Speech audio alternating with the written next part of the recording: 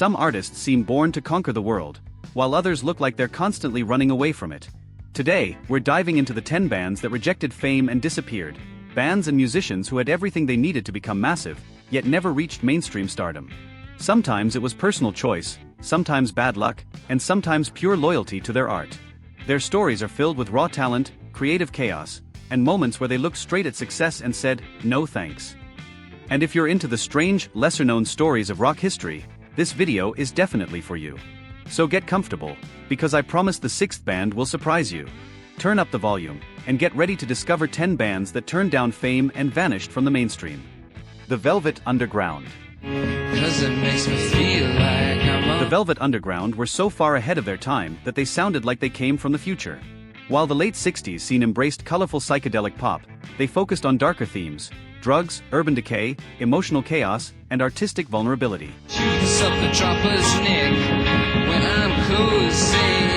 Because of that, mainstream audiences simply didn't understand them.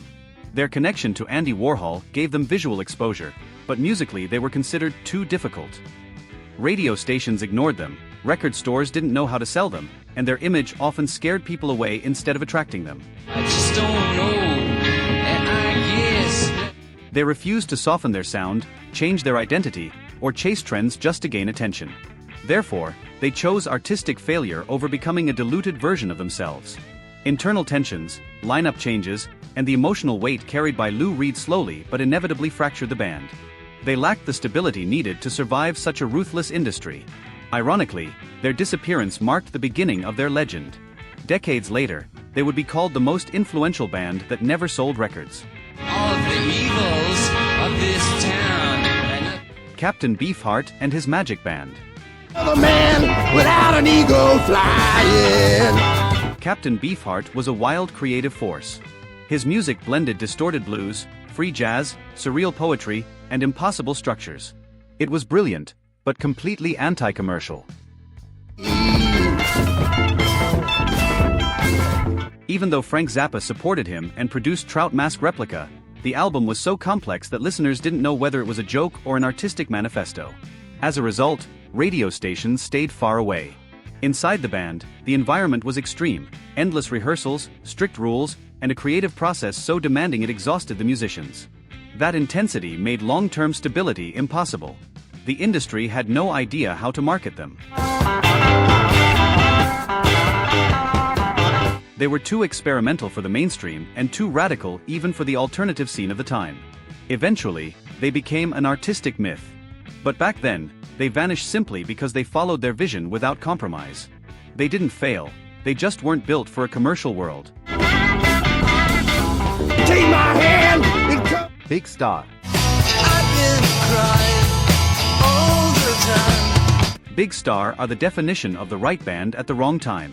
Their sound was bright, emotional, and years ahead of modern power pop. September girls, I don't know what. However, their record label completely failed at distribution. Stores didn't carry their albums, shipments arrived late, and promotion was almost non-existent. Even critics who loved them couldn't understand how a band this good could remain invisible. Internally, frustration began to consume them. Lineup changes, creative tension, and the growing feeling of being cursed drained their motivation. They weren't dysfunctional, the world just wasn't ready for them. Their bad luck became legendary. Any other band might have exploded. Big Star remained stuck in almost. I can't get tickets for. Years later, bands like REM and The Replacements would name them as a key influence. But Big Star had already disappeared long before that recognition arrived.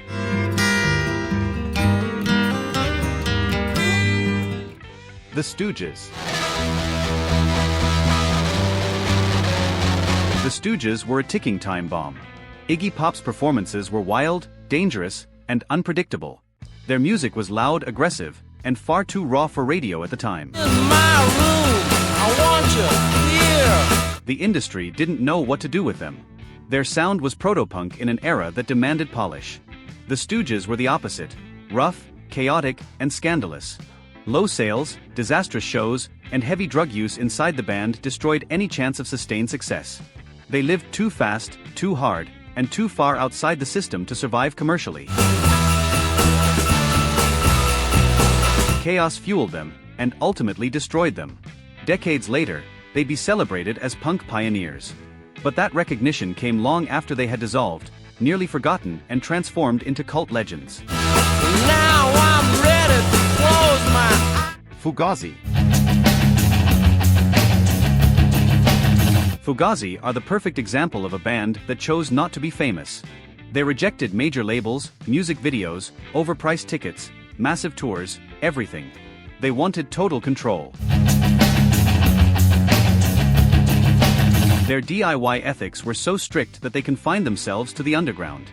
They refused to become a product, and every industry offer was met with a firm no. Still, their shows were intense, their albums affordable, and their fanbase deeply loyal. Yet mainstream audiences never discovered them, because Fugazi never wanted to play that game. Eventually, years of non-stop work and their refusal to expand led to an indefinite hiatus. They never officially broke up, they simply disappeared. Their legacy lives on in countless independent bands. But fame, as the industry defines it, never interested them. A big surprise. I'm gonna fight for Slint. On days I cry. Slint created Spiderland, an album so unique it would reshape alternative music forever. But they had no idea that would happen. They were only making music for themselves.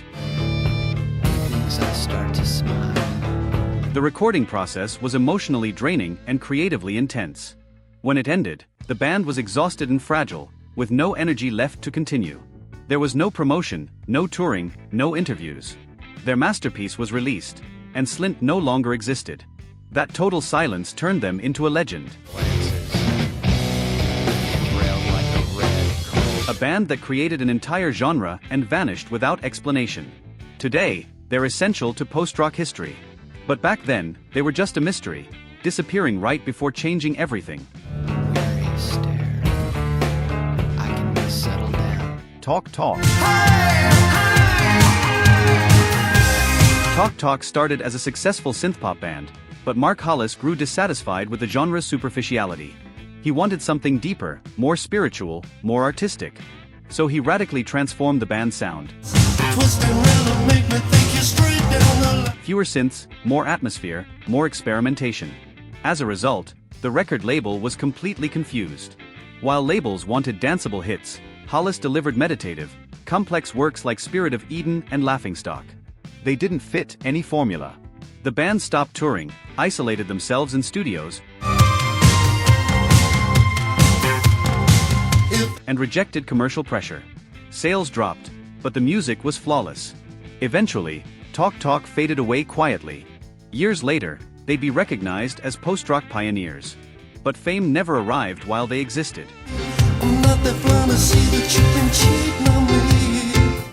Nick Drake. I was younger than before. Nick Drake was a deeply introverted genius. His soft voice, delicate guitar work, and melancholic lyrics were beautiful. But he avoided television, interviews, and large stages. The label didn't know how to promote an artist who refused exposure. As a result, his albums went largely unnoticed. Radio ignored him, sales were minimal, and his music felt too intimate for the market of the time. Mental health struggles and lack of recognition pushed him further into isolation. After his death, his work became a hidden treasure. Today he's revered as one of the great musical poets of the 20th century, but during his life, he vanished almost unnoticed. I was strong in the sun. The Replacements.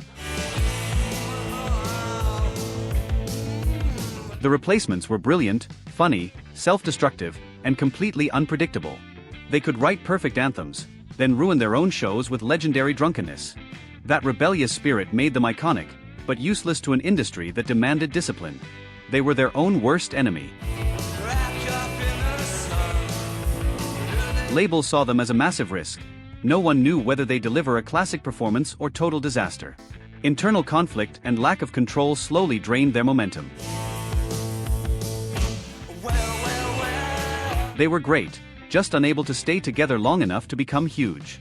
They influenced countless bands and left a massive legacy, yet disappeared without achieving the fame that always felt so close and so far away.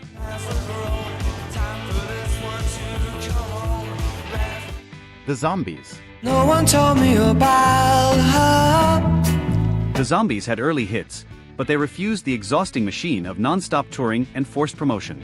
Music mattered more than fame. Their label failed to capitalize on their potential. Tell you about the way she looked, the way she had tan, the color. And when they released Otzi and Oracle, the band was already falling apart. Without tours or promotion, the album went unnoticed and the band faded from view. It seemed like they were destined to be just another 60s memory. No one told me about her. Years later, their music was rediscovered and hailed as one of the greatest psychedelic rock albums ever. But it all came too late. The Zombies disappeared right before becoming immortal, not from lack of talent, but from refusing to compromise with an industry that didn't respect their vision. Well, let me tell you. These 10 bands prove that fame is not the same as greatness, and that sometimes the world needs decades to catch up with true talent. Some vanished by choice, others by circumstance, but all of them left deep marks. If you enjoyed this journey through music's hidden stories, hit like, subscribe, and check out the rest of the channel. We're here to uncover the treasures the industry left behind. See you in the next musical exploration, where we'll keep revealing what the mainstream never wanted you to see.